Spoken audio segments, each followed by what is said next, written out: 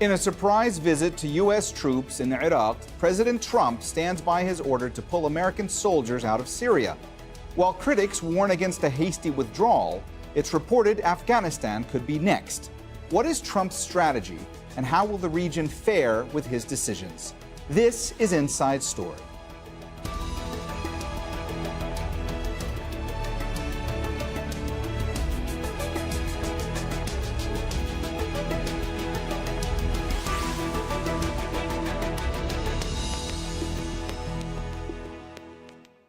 Hello and welcome to the program. I'm Mohammed Jamjoom.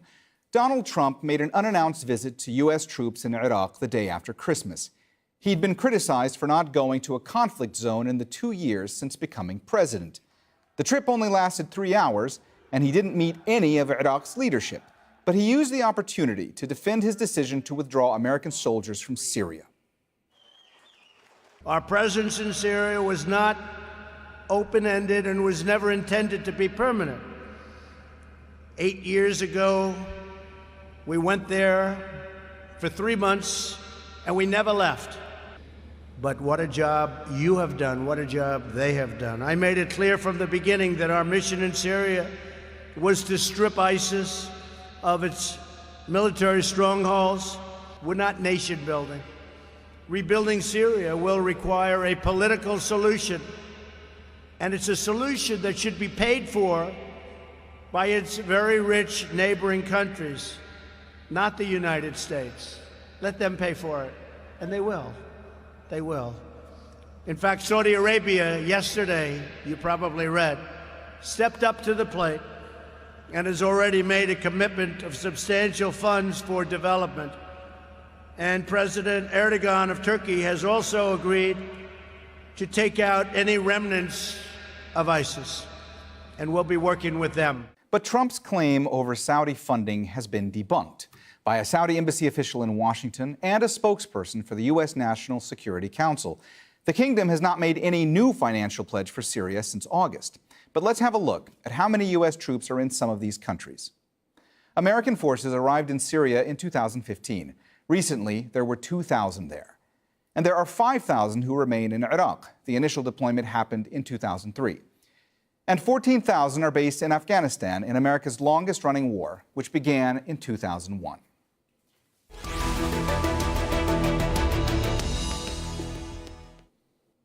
All right, let's bring in our panel. Joining us from Baghdad, Ali Nashmi, professor of political history at Al-Mustansiriya University. From Sanibel Island in Florida on Skype, Peter Galbraith, former United States ambassador and former deputy United Nations envoy to Afghanistan. And in London, Afzal Ashraf, assistant professor of international relations at the University of Nottingham. Welcome to the program. Ali Al-Nashmi, I want to start with you. There was supposed to be a meeting taking place between President Trump and the Iraqi prime minister. That didn't happen. The reports are that it was because the parameters of the meeting could not be agreed to. What kind of a message does that send to Iraqi leadership? No, I think that Mr. Trump, he carried many messages in his visit. One of that message to the Iraqi government, this message means he didn't he didn't have any respect for that government or that staff. And they called the Iraqi government when he reached to the base of Al-Assad. And after that, they called him to the Prime Minister Abdul Mahdi to come to that base, to that military base, to meet him in that place, in order that Mr. Al-Mahdi, in that time, he was out of Baghdad. He cannot reach in that time. They give him just 1 hour. This is, I think, it's very insulting for the Iraqi government. And in order that the Iraqi Prime Minister Abdul Mahdi, he refused to meet him because he can't meet him in the base, because he called him to come to Baghdad just a few minutes. He refused. He said, I can't, my procedures are not allowed me to come, in order that that meeting was finished and they didn't meet in that time. Peter Galbraith, Iraqi officials must have also been shocked by President Trump's decision to withdraw U.S. troops from Syria and Afghanistan. Was one of the objectives of this trip also to boost the Iraqi government's confidence in the U.S.? It's hard to believe that that's the case, given particularly the fact that no arrangements were made with the Iraqi government to have meetings. And that, incidentally, is different from what President Obama did when he went to Iraq in 2009, or the various trips that President Bush made. Even when the U.S. was the occupation authority, he met with the Iraqi political leaders. So this trip wasn't about Iraq. It wasn't about Syria. It was about one person, Donald Trump. He'd been accused of being a coward for not having visited troops in combat, of not having respected the servicemen on the 100th anniversary of the end of World War I by canceling a trip to Belleau Woods, the scene of a very major battle, because it was raining. And this also appeared, although the trip must have been planned in advance, and the same day as a New York Times story appeared, page one story, making clear that the reason he got a draft deferment from Vietnam was because the podiatrist that diagnosed the bone spurs was in fact a tenant of his father, a real estate developer, and got a sweetheart deal. So this was Donald Trump responding to criticism about being a coward. It had very little to do with Iraq or Iraqi policy, and of course done with the characteristic lack of diplomatic skill that has characterized this administration. Afzal Ashraf, this trip comes at a time of increased tensions between President Trump and top military leadership in the U.S. Is this trip to Iraq going to do anything to alleviate that? I'm not sure that this particular trip is going to change the relationship between President Trump and his military leadership, because the relationship has already been affected by his decision to withdraw troops from Syria. General Mattis, his Secretary of Defense, has resigned on that basis. This particular trip, I think, will probably enhance, if anything, some of his support within the military. There is a difference I detect, having served under U.S. military command, between the political, if you like, level of leadership in the Pentagon and the troops on the ground. The troops on the ground fight very bravely, but recognize that what they do at best provides very short-term solutions. They recognize the complexity of the situation, and they realize, I think, that there is no long-term effective strategy. That, I think, is something that Mr. Trump's political rhetoric has chimed with greatly. He has always said that we don't have an effective strategy in Afghanistan and in Iraq, and that we should withdraw from these countries. And I think the Syrian decision plays into that. And all of this, I think, chimes at the lower levels of military command, who recognize that, if you like, some truth in what he's saying. Ali al-Nashmi, Mr. Trump told reporters that the U.S. might base American commandos on the border in Iraq to launch raids and other missions into Syria going forward if that was needed. Now, is this something that the U.S. would need to get permission from the Iraqi government to do? And what do Iraqi officials think about this statement? No, I think what he said yesterday, he said we are still in Iraq because, you know, there is many voices arises yesterday and last weeks when Mr. Trump his decision to withdraw, America withdraw from Syria. In order that many politicians in Washington say this is a bad message for the extremists. And he coming to Iraq to prove against that. He say we will stay in Iraq, we will stay in the Middle East, and we will make a very wide base in Iraq. That base, it will be ready for any interference in Syria and to controlling the Middle East. Even he say about Iran. And that, in order that, I think that declaring so they throat 8 chateau in the history of the street of Iraq and the Iraqi people, and talking now about that declaration, because, you know, the pact signed between Iraq and United States in 2009, that one term said we will not leave any bases in Iraq. In order that I think there's some change in that pact was signed between the Iraqi government and the American government. In order that I think many voices arise now in the Iraqi parliament to collect and to meet about this change and about his declaration and when the American forces withdraw from Syria, coming to the Iraqi side. And I think there is now in Iraq it's more than 7,000 American in that place. But the beginning when they fighting in 2014 say we will send only 500 soldiers and officials, but now it's more than 7,000. I think many things will happen next week about this declaration. Peter Galbraith, it was widely known, of course, that President Trump had wanted to withdraw troops from Afghanistan for some time now. He eventually came around to the thinking that had been espoused by Secretary of Defense, or outgoing Secretary of Defense, Jim Mattis. I want you to take a listen to something that President Trump said in 2017. A hasty withdrawal would create a vacuum that terrorists, including ISIS and Al-Qaeda, would instantly fill, just as happened before September 11th. And as we know, in 2011, America hastily and mistakenly withdrew from Iraq. As a result, our hard-won gains slipped back into the hands of terrorist enemies. Our soldiers watched as cities they had fought for and bled to liberate and won were occupied by a terrorist group called ISIS. The vacuum we created by leaving too soon gave safe haven for ISIS to spread, to grow, recruit, and launch attacks. We cannot repeat in Afghanistan the mistake our leaders made in Iraq.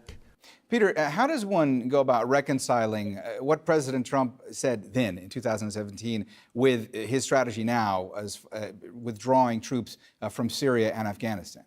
It's hard to reconcile, and I think what one has to understand is the speech he delivered in 2017 was written for him by his advisors, but it really didn't reflect his own sentiments. What one has to know about Syria is that a week before he announces the decision to withdraw, his presidential envoy, Brett McGurk, is announcing that we're going to be staying for a long time. His envoy for Syria, Ambassador James Jeffries, has said that we would be there as long as Iran was present and as long as Assad was in power.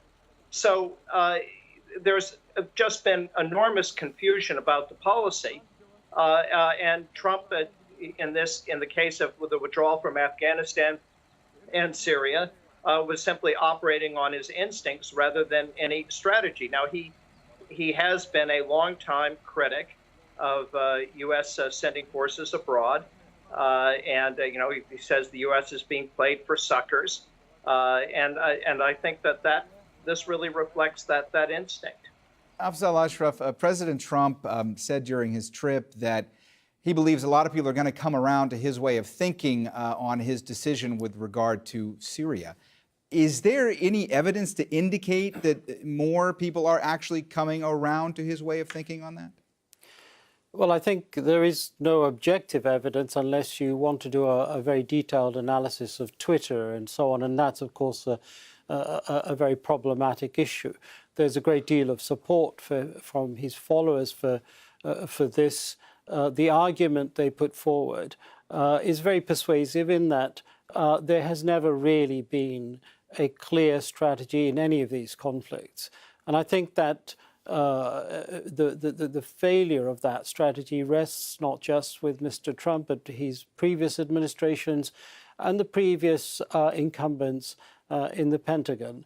All the strategies that have actually been packaged as strategies have tended to be operational activities designed to suppress any opposition militarily, rather than actually deliver a win which can be recognized as a victory by all sides, not just domestically, but internationally and certainly by the adversaries in the particular countries. So Mr. Trump, for whatever reason, does have, I think, a great deal of support, both publicly but also factually. There is no winning strategy in any of these countries, sadly. And he is absolutely right that when he reads out, as Ambassador Galbraith has pointed out, he was reading out a statement that a rapid withdrawal could lead a power vacuum, but even a slow withdrawal would result in exactly the same thing. And I think what Mr. Trump has done is run out of patience with those who've written these statements for him, that they haven't produced a plan which is reasonably short term, which provides that gradual withdrawal. So I think his instincts are probably going to be borne out by history, and I think he will possibly get a great deal of support from the American public as a result of this. Peter Galbraith, what do you think? Do you think that President Trump will get a great deal of support from the American public for doing this? No, partly because the American involvement in these places is very small, and so this is not a big political issue. But he certainly has been criticized for the withdrawal from Syria, including by his own party, because what he's done is he supported an ally, essentially the Syrian Kurds, in a conflict where they were the ground troops and the Americans provided advisors and the Air Force. They went far beyond areas that had any Kurdish population at the urging of the United States. And then at the moment in which victory was very close, he announces the pullout of the troops and makes this decision in a call with Turkish President Erdogan. And after Erdogan says that he's going to go in. And of course, Erdogan's target is not the remnants of ISIS. It is the Syrian Kurds. And in fact, the purpose of the call was to get Erdogan not to go in. And it had just the opposite impact. And the message there is that the United States is not a reliable ally, that at least under this administration, you can't trust the United States. And that's a message that will be taken aboard, not just by the Syrian Kurds, but by the Afghan government, perhaps by the Kurdistan, already by the Kurdistan regional government in Iraq, which was double-crossed by the Americans in 2017, by the Iraqi government, and of course the Iranians, who are the big winners here, both from Trump's decisions in Iraq last year and this year in Syria. They're very pleased because they see that they don't need to do anything to undermine the United States because Trump is doing it himself. Ali Nashmi, there has been criticism that has come from some Iraqi members of parliament about President Trump's visit. So where is the overall relationship right now between the U.S. and Iraq? And as far as ordinary Iraqi citizens, what is the sentiment there as far as having U.S. troops remain in Iraq?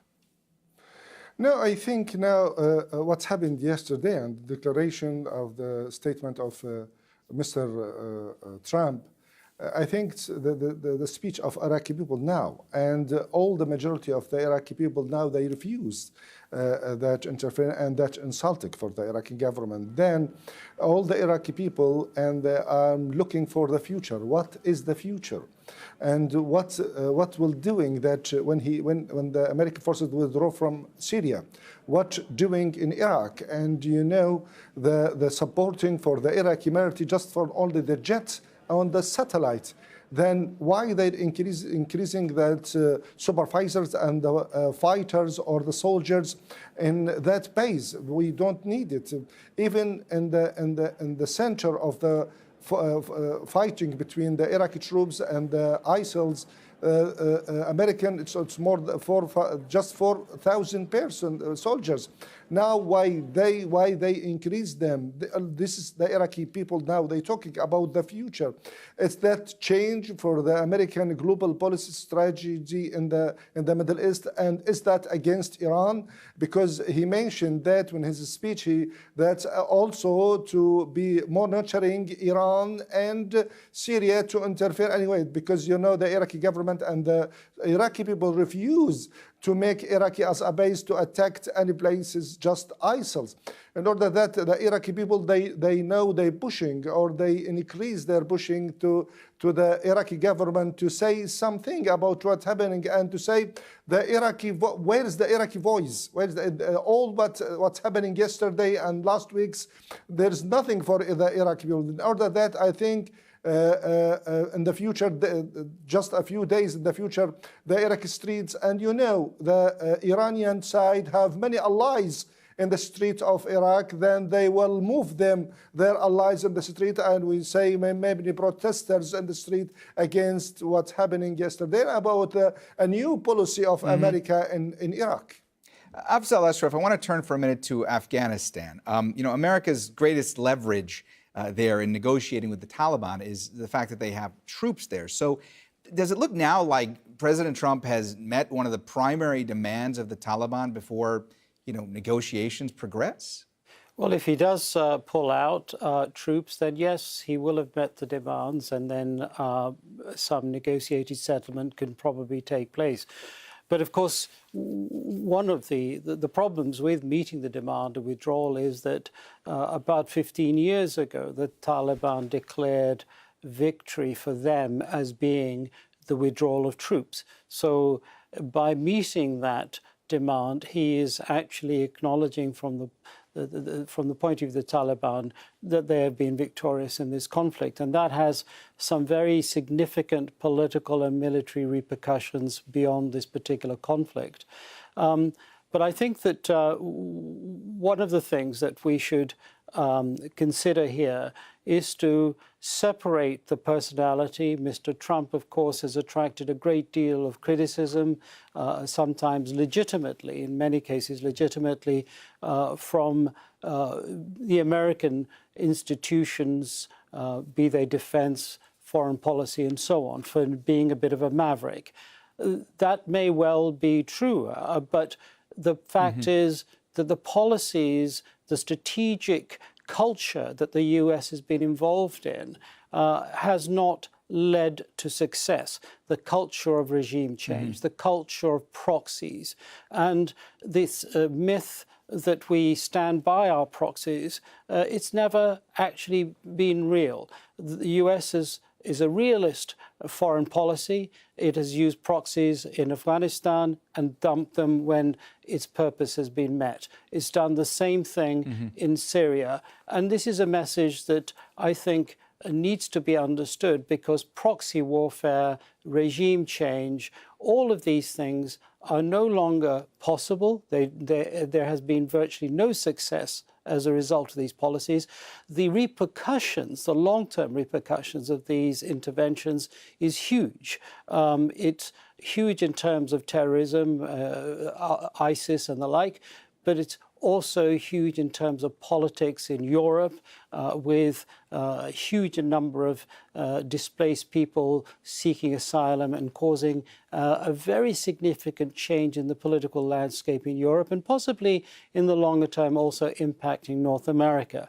So I think there are some very big issues here, not just isolated interventions in Iraq, in Afghanistan and Syria. They all need to be taken in the context of US political and security culture. And I think time has now come for the US to re-examine it and change it to avoid the failures it's facing, because failures only breed failures. They do not lead to success. And whether Mr. Trump is making the right decisions or wrong decisions is not the point. It is the strategy and the political culture that needs to change. All right, we have run out of time, so we are going to have to leave it there. Thanks to all our guests, Ali Al-Nashmi, Peter Galbraith, and Afzal Ashraf. And thank you, too, for watching. You can see the program again anytime by visiting our website, aljazeera.com. And for further discussion, go to our Facebook page. That's facebook.com/AJ Inside Story. You can also join the conversation on Twitter. Our handle is @AJ Inside Story. From me, Mohammed Jamjoom, and the whole team here, bye for now.